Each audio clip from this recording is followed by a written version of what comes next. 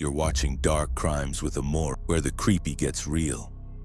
Like, comment what time you're watching and where you're from, and let's dive into the dark. So here's the thing. I don't mess with the woods. Haven't since that one night 5 years ago, when me and my cousin Jake saw something that shouldn't exist. We were dumb back then. Like, beer in a backpack and ghost stories around a campfire kind of dumb. Jake had this spot deep in Pine Hollow, way off the main trails. You had to park and hike in about 2 miles through thick brush and silence so loud it made your ears ring. No cell service, no road noise, just trees, shadows, and your own damn heartbeat. We got there just before dark, set up the tent, cracked open a few drinks, and lit a fire. It was supposed to be a chill night. Laughs, maybe freak each other out a little with stories. Jake was always into that monster crap, Bigfoot, Wendigos, whatever. But that night, he kept talking about werewolves. "The full moon's tomorrow," he said, grinning, poking at the fire with a stick. "You ever heard what happens the night before? That's when they're most dangerous. That's when they hunt." I rolled my eyes and told him he was an idiot. But man, I wish he was just being an idiot. It was around midnight when we heard it. A howl. Not like a coyote or a wolf. This one was deeper, like it came from something way bigger. It echoed off the trees in a way that felt wrong. Like it wasn't just bouncing off the bark. It was inside the forest. Jake looked at me, all the color drained from his face. "That wasn't no dog," he whispered. I told him to shut up and just listen. And we did. Then it came again. Closer, followed by this low, growling noise, like something breathing heavy, wet, raspy. And something was crunching through the woods toward us. Heavy footsteps, 2 at first, then 4. Jake grabbed the flashlight, pointed it into the trees. "Who's there?" he called. That was the dumbest thing either of us ever did. The beam caught something, eyes glowing yellow about 7 feet off the ground, and just beneath them, fur. Black, matted fur that looked slick with something dark. The thing blinked, and I swear to God it smiled. Then it let out this noise, a screech mixed with a snarl, and charged. We ran, left the tent, the packs, everything. Just bolted into the dark, tripping over roots and smashing through branches. That thing was behind us, crashing through the woods like a freight train. I could feel it getting closer. The air felt thick, like the woods themselves were trying to hold us down. Jake tripped. I heard him go down hard and turn back, but he yelled, "Keep going." I didn't. I grabbed him and pulled him up, and just as we got moving again, the thing lunged out of the dark and raked across his back with these claws the size of butcher knives. Jake screamed. I dragged him another 100 feet until we found this old hunting shack. Half rotted, but the door still worked. We barricaded ourselves inside with a table and some broken shelves. Jake was bleeding bad. I pressed my hoodie against the wound, trying to stop the flow. Outside, we heard it circling, scratching, breathing. At one point, it laughed. Not like a person, like something mocking what a person sounds like. We waited. All night. Just before dawn, it went quiet. We waited another hour before we dared move. Jake couldn't walk, so I carried him back to the truck. Took us almost all day. He survived. Barely. Told the hospital it was a bear attack. But here's the thing. The doctors couldn't figure out the wound. Said it didn't look like any animal they knew. Too clean. Too deep. After that night, Jake started changing. First it was little stuff. Nightmares, weird strength. Then the full moons came and he'd disappear. Come back covered in mud and scratches, eyes bloodshot, hands shaking. One time I caught him sniffing raw meat in the grocery store like it was a steak dinner. A year later, he vanished. No note, no word. Last time I saw him, he was standing just beyond the tree line near my place, shirtless in the snow, eyes glowing, watching me. He didn't smile, and I don't go in the woods anymore, because I know he's still out there, and I know he ain't alone. The moon don't lie. It was supposed to be a chill weekend, just 4 of us, me, Sam, Jody, and Darnell, out in the sticks near Ash Hollow, camping by this weird-ass forest clearing that Darnell found on some backpacking forum. The spot had no signal, no roads, just a narrow game trail leading in. That should have been the first red flag, but we were all in that let's disconnect from the world mindset.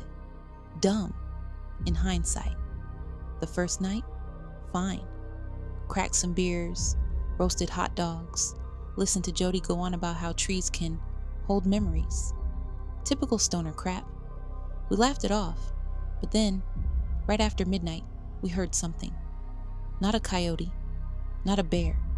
This was wet, sloppy, like something chewing through raw meat. Sam thought it was a bobcat. He said it with confidence, but his eyes were darting all over. We all shut up and listened. For a minute, it was dead silent. And then, crunch. It was loud, close. Darnell swung his flashlight around, but the beam cut through mist, trees, and nothing else. So we stayed huddled by the fire until dawn. Come morning, we found the deer. Or what was left of it. Just a rib cage, no head, spine cleanly snapped like someone twisted it off. And around it, deep prints, bigger than any wolf I'd ever seen. And I grew up in Montana.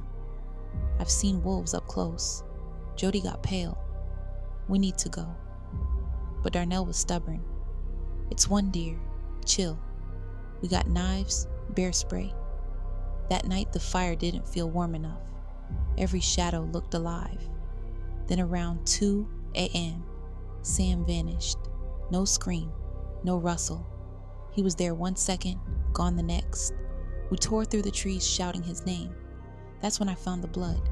It soaked the ground. Still warm, it led into a thicket, but stopped. No body, no trail, just silence. We went back to camp. Well, Jody and I. Darnell was still out there, yelling for Sam like some hero. 20 minutes later, we heard him screaming. Then, choking. Then nothing. We should have run then. I don't know why we didn't. We stayed. Dumb again. Around 4 a.m., I saw it. The thing stood just past the firelight. It wasn't a wolf. Wolves don't stand on 2 legs. This thing was twisted. 7 feet tall, maybe more, muscle rippling under patchy, greasy fur, jaws like a bear trap, dripping with saliva, yellow eyes, not glowing, just full of hate, intelligence, hunger. Jody froze. I couldn't move either. We both just stared, breathing shallow. It didn't growl, it grinned. No joke. Pulled its lips back and smiled like it knew we couldn't do anything. Then it dropped something. Sam's arm. I don't remember screaming, but I must have. Next thing I knew, we were running through the dark, crashing through bushes and low branches. Jody tripped. She told me to keep going. I didn't. I helped her up. We heard it crash behind us, thundering through the trees like a damn bulldozer. Jody tossed the bear spray over her shoulder. Dumb idea. Made it angrier. It tackled her. I saw it up close.